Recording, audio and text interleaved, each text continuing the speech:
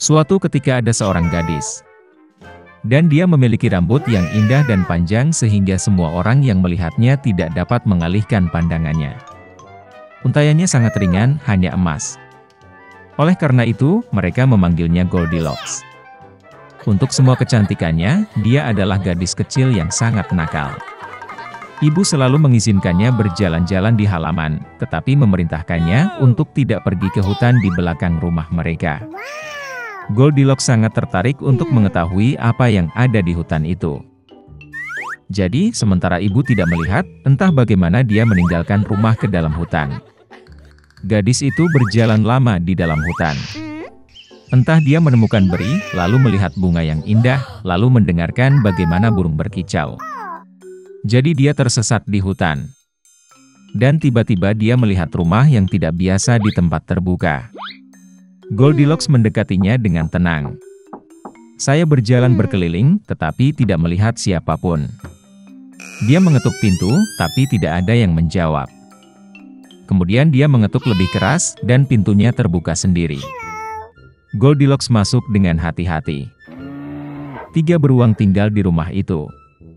Seekor beruang adalah ayah besar dan berbulu lebat. Yang lainnya adalah induk beruang. Itu lebih kecil. Yang ketiga adalah seekor beruang kecil. Beruang tidak ada di rumah karena mereka berjalan-jalan di hutan. Gadis itu memasuki kamar dan melihat 3 mangkuk bubur di atas meja. Mangkuk pertama yang terbesar adalah ayah beruang.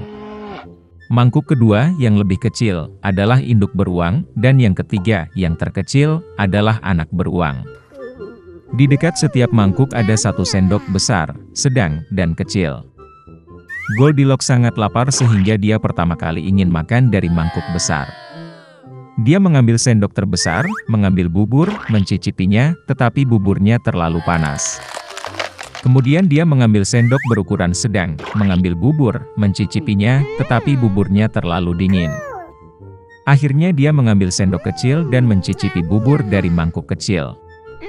Bubur ini tidak panas atau dingin pas. Dan Goldilocks memakan semua bubur dari mangkuk kecil. Setelah makan, gadis itu ingin duduk, dan melihat 3 kursi di dekat kompor, 1 besar, yang lain lebih kecil, dan yang ketiga, sangat kecil, dengan bantal merah kecil. Pertama, dia mencoba naik ke kursi terbesar, tetapi tidak bisa.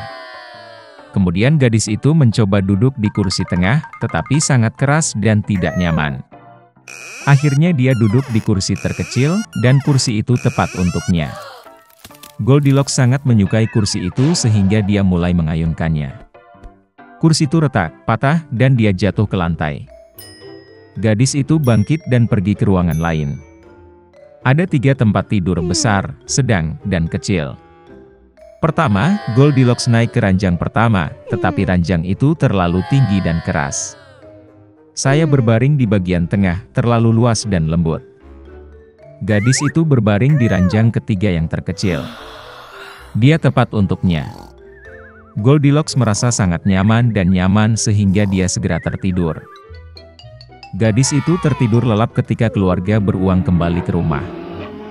Beruang menjadi sangat lapar dan segera pergi ke meja.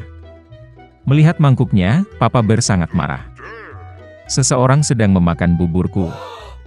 Dia menggeram. Ibu beruang juga melihat ke dalam mangkuknya dan menggeram pelan. Seseorang juga makan dari mangkukku. Dan anak beruang melihat mangkuk kosongnya, berteriak keras, seseorang tidak hanya makan dari mangkukku, dia memakan semua buburku. Beruang itu mencium ada sesuatu yang tidak beres, meninggalkan meja, dan mulai melihat sekeliling. Ayah beruang memperhatikan bahwa seseorang memindahkan kursinya dan menggeram dengan suara yang mengerikan, seseorang sedang duduk di kursiku. Ibu beruang melihat kursinya dan mengeluh, seseorang sedang duduk di kursiku dan memindahkannya dari tempatnya. Dan kemudian, beruang itu melihat kursinya yang rusak dan sekali lagi berteriak dengan keras, seseorang tidak hanya duduk di kursiku, tapi juga mematahkannya. Ketiga beruang itu dengan hati-hati masuk ke kamar tidur. Seseorang sedang berbaring di tempat tidurku dan meremasnya. Papa Bear meraung dengan suara yang mengerikan. Dan seseorang juga berbaring di tempat tidurku dan meremasnya, geram ibu beruang. Teddy Bear melihat ke tempat tidurnya dan berteriak lagi, "Seseorang sedang berbaring di tempat tidurku." Dan kemudian dia melihat gadis itu dan menjerit dengan suara pelan, dan masih tidur di dalam dia. Ayah dan ibu beruang pergi ke tempat tidur dan melihat bahwa seorang gadis kecil sedang tidur di sana. Goldilocks terbangun dari jeritan anak beruang, dan sangat ketakutan. Ada 3 beruang di depannya. Dia langsung melompat keluar rumah, dan berlari kemanapun matanya memandang, tanpa melihat ke belakang. Gadis itu berlari sangat lama, dia sangat lelah, dan kemudian dia melihat ibunya, yang mencari putrinya yang hilang di hutan. Sejak itu, Goldilocks selalu mendengarkan ibunya, dan tidak melakukan apapun tanpa izinnya. Dia menjadi gadis yang sangat penurut, baik dan baik. Ratu tinggal di kastil yang indah. Dia memiliki seorang putri yang dia impikan. Anak itu berambut hitam dan berkulit putih. Oleh karena itu, mereka menamainya Putri Salju. Sang ratu segera meninggal. Raja tidak bersedih lama, setahun kemudian dia membawa ratu baru ke istana. Dia cantik tapi pemarah. Wanita itu membawa cermin ajaib. Setiap hari dia mengagumi bayangannya di dalam dirinya dan menanyakan pertanyaan yang sama, siapa yang paling cantik di dunia? Cermin selalu mengatakan yang sebenarnya. Karena itu, dengan jujur memuji kecantikan ratu, dan wanita itu berseri-seri dengan kebahagiaan. Putri Salju tumbuh, dan setiap tahun kecantikannya berkembang lebih cerah. Dan sekarang, sekali lagi, berbicara ke cermin, ratu mendengar sebagai jawaban bahwa sekarang dia bukan yang tercantik di dunia, tetapi Putri Salju. Ratu tidak akan menanggung ini di istananya sendiri. Dia memerintahkan pelayannya yang setia untuk memimpin sang putri ke semak belukar yang tidak bisa ditembus dan membunuh. Tetapi pelayan itu tidak bisa, bahkan demi ratu, membunuh gadis manis itu. Dia membawa sang putri ke dalam hutan yang gelap dan membiarkannya pergi. Dan dia sendiri kembali ke kastil dan memberitahu ratu bahwa dia telah mengikuti perintahnya. Untuk waktu yang lama, sang putri mengembara di hutan. Di sepanjang jalan dia dibantu oleh semua jenis penghuni hutan. Putri Salju sangat baik kepada mereka, dan karena itu mereka menjadi teman yang kuat. Menjelang malam, sang putri secara tidak sengaja menemukan sebuah rumah kecil. Dia masuk ke dalamnya dan melihat bahwa tidak ada seorang pun di rumah itu. Meja itu disiapkan untuk 7 orang, dan ada 7 dipan di kamar tidur. Dan semua yang ada di rumah ini sangat kecil. Oleh karena itu, Putri Salju menyadari bahwa 7 orang kecil tinggal di sini. Setelah perjalanan yang panjang dan sulit, dia berbaring di salah satu tempat tidur dan tertidur lelap.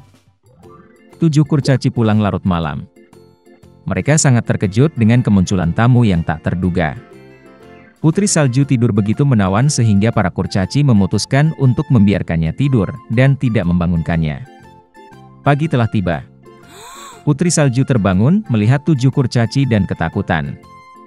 Tapi mereka menyayanginya, dan gadis itu bercerita tentang masalahnya. Mereka segera menyukai Putri Salju, dan para kurcaci mengundangnya untuk tinggal bersama mereka. Selain itu, dia setuju untuk mengurus rumah, memasak, mencuci, dan membersihkan. Setiap pagi para gnome pergi ke pegunungan untuk menambang emas dan batu mulia, dan kembali larut malam. Berangkat kerja, mereka memperingatkan Putri Salju agar dia takut pada ibu tiri yang jahat dan tidak membuka pintu untuk orang asing. Pada saat ini, Ratu, seperti biasa, pergi ke ruang rahasia untuk berbicara dengan cermin ajaib. Tapi cermin tiba-tiba berkata bahwa dia bukanlah yang tercantik di dunia, tapi Putri Salju. Bahwa sang putri masih hidup, dan tinggal bersama para gnome di rumah. Ratu menjadi sangat marah, dan memutuskan untuk berurusan dengan Putri Salju sendiri. Dia pergi ke ruang rahasia dan memasak apel beracun di sana. Sangat indah di luar, tetapi jika seseorang makan bahkan sepotong, dia pasti akan mati. Ketika apel sudah siap, Ratu berubah menjadi pedagang tua dan datang ke rumah para kurcaci. Melihat wanita tua yang manis itu, Putri Salju merasa kasihan padanya. Dia tidak curiga dan meninggalkan rumah. Wanita tua itu memperlakukan gadis itu dengan apel yang matang, dan berkata bahwa jika dia makan apel ini, dia akan tetap muda dan cantik selamanya. Putri Salju mempercayainya, dan begitu dia menggigit apel, dia jatuh mati dan berhenti bernapas. Ratu yang puas pergi ke istana. Di malam hari, para kurcaci kembali dari pekerjaan dan melihat putri salju terbaring di tanah. Dia tidak bernapas. Mereka terisak-isak begitu keras dan meratap hingga teriakan mereka didengar oleh pangeran tampan itu yang sedang berburu di hutan di dekatnya. Menarik baginya, lolongan macam apa yang muncul yang membuat takut semua hewan. Dan ketika pangeran menemukan rumah para kurcaci, dia melihat putri salju. Dia sangat cantik sehingga pangeran muda segera jatuh cinta padanya.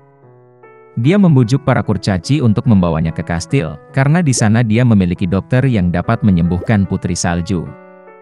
Para kurcaci mengizinkannya. Kemudian pangeran memerintahkan para pelayannya untuk menggendong sang putri di pundak mereka. Dan ketika mereka menggendongnya, kebetulan para pelayan tersandung pada semak, dan dari gegar otak sepotong apel beracun jatuh dari mulut putri salju, dan dia bangun. Melihat pangeran muda, gadis itu pun jatuh cinta padanya dan setuju untuk menikah dengannya. Mereka juga mengundang ibu tiri jahat mereka ke pesta pernikahan. Karena marah karena putri salju masih hidup, dan sekarang umur panjang dan bahagia menunggunya, ratu memecahkan cermin ajaib dan tidak pernah melihatnya lagi.